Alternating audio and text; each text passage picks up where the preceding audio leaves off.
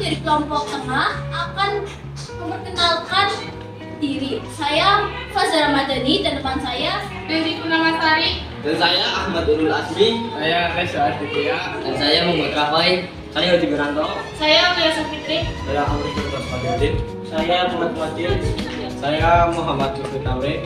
Di sini kami akan menjelaskan tentang Museum Semedo. Museum Semedo dibangun secara bertahap sejak tahun 2015 lalu.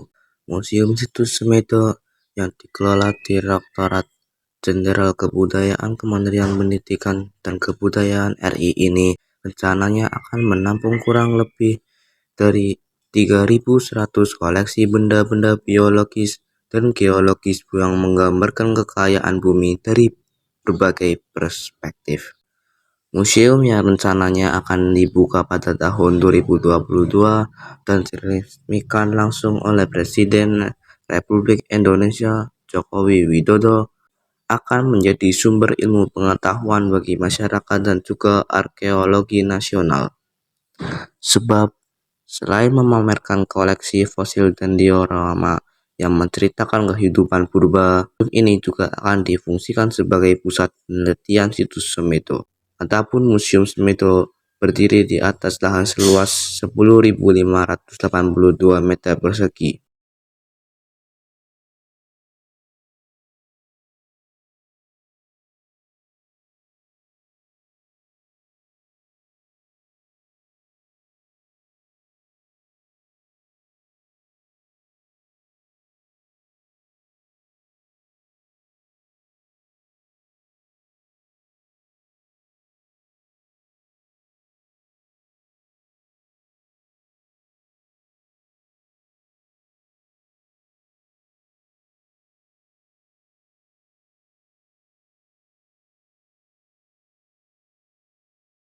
Dan ini saya akan menjelaskan tentang evolusi konsep di Semedo. Dengan penemuan fosil manusia Homo erectus ini lengkaplah sudah potensial dimiliki oleh situs Semedo.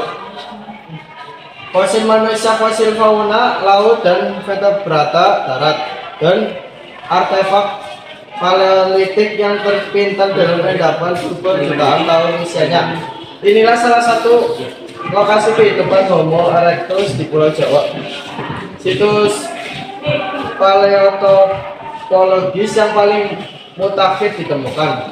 Jika dilihat pada komponen dan unsur faunanya, maka fauna Semedo ini merupakan fauna yang berumur tua, ditunjukkan antara lain dengan penemuan Mastodon sp pada kala Pleistosen bawah sekitar 1-15 juta tahun yang lalu. Terima kasih. Jadi saya akan menyebutkan ciri-ciri tulang dari fragmen, yaitu ada tulang fragmen femur bagian bawah bagian purba atau stegodon aspek, dan ada juga fragmen humerus bagian kanan badak atau rhizoceros aspek, dan ada juga metakarpal rusa atau carpus aspek, dan metakarpal bujang atau multaicus muncak, dan ada juga humerus bagian kanan kerbau atau bovidae, dan ada juga fragmen humerus bagian atas gajah purba atau stegodon aspek. Di sini saya akan menjelaskan tentang teknologi alat batu. Pembuatan alat batu merupakan teknologi paling tua di muka bumi ini, yang muncul pertama kali pada 2,5 juta tahun silam. Teknik ini dikembangkan oleh Australopithecus, Homo habilis, dan Homo erectus dengan teknik memangkas, coping, dan menyeting plugging. Teknik memangkas biasanya diterapkan untuk membuat alat-alat batu masif, yaitu alat-alat batu berukuran besar seperti kapak berimbas, kapak pemetak, maupun kapak genggam dengan cara batu memukul batu, block on block. Saya akan menjelaskan tentang torak. Ini merupakan Homo erectus progresif. Tip progresif memiliki volume otak hingga 1100 cc. Erectus tipe ini ditemukan di beberapa tempat seperti Lawe atau Trinil pada tahun 1891 Eugen Dubois. Ngandrong 1931 sampai 1933, Oppenor dan von Koenig-Walby dan sambung macan.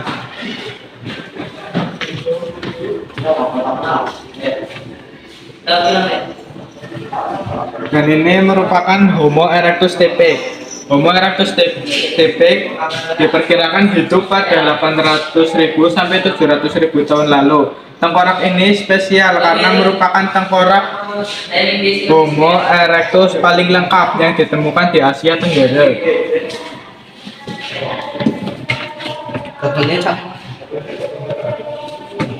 Dan ini merupakan Homo erectus archaik yang merupakan tip tertua yang ditemukan pada 1978 oleh Suherman dan Toto Marsono di saluran irigasi Papang. Homo erectus ini memiliki volume otak 800 sampai 900 cc. Di sini saya akan menjelaskan tentang berbagai bahan dasar pembuatan alat. Yang pertama ada bahan baku alat batu, batuan koral. Batuan dari warna putih hingga kekuning-kuningan yang dapat digunakan sebagai bahan baku untuk alat bantu. Yang kedua ada bahan baku alat bantu, bahan batu andesit. Batu yang dapat digunakan untuk membuat alat batu andesit adalah salah satu jenis batu vulkanik. Yang ketiga ada bahan baku alat batu, batu lampung kersikan. Batu yang dapat digunakan untuk membuat alat batu kersikan adalah batuan yang mengandung banyak kadar silika di dalamnya. Yang keempat ada bahan baku alat batu, batuan batu lempung, salah satu jenis batuan sedimen yang bersifat liat dengan struktur padat.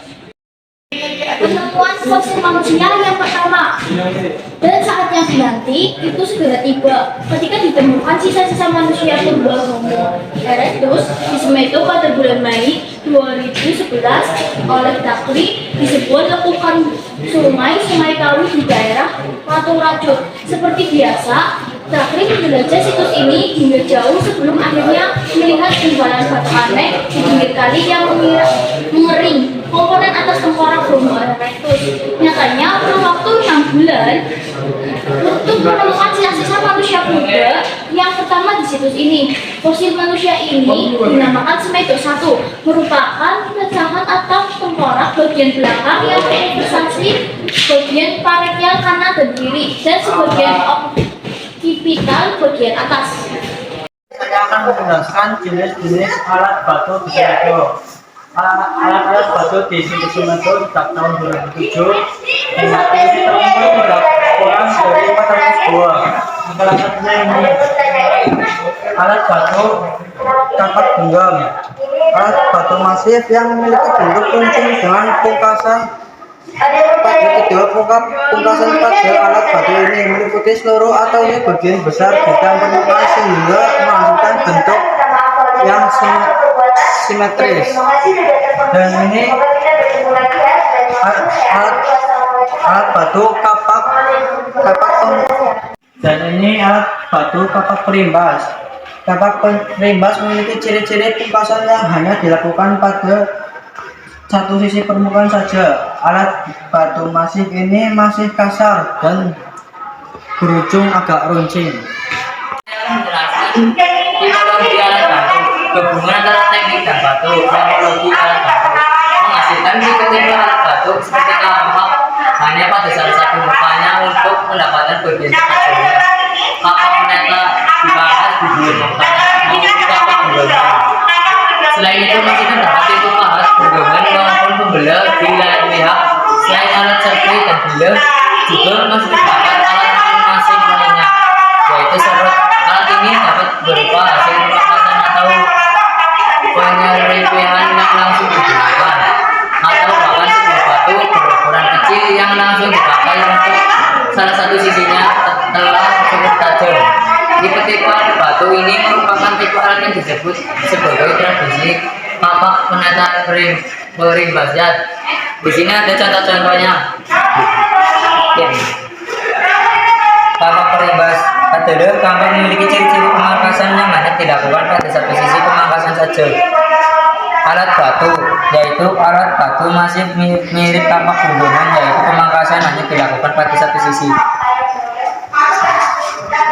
alat batu serpibiller, yaitu alat yang digunakan sebagai alat serpibiller digunakan untuk memperkerja ringan untuk mengorek, menajamkan, menghaluskan atau memotong benda kecil.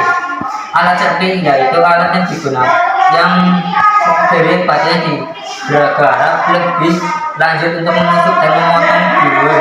Serpi juga dapat digunakan untuk melubangi kulit binatang. Dan ini asli ditemukan di museum kami, Museum Semedo, dan ini asli nggak kena layak ya, atau tidak rapuh, karena memang sudah memfosil dan sudah keras seperti batu.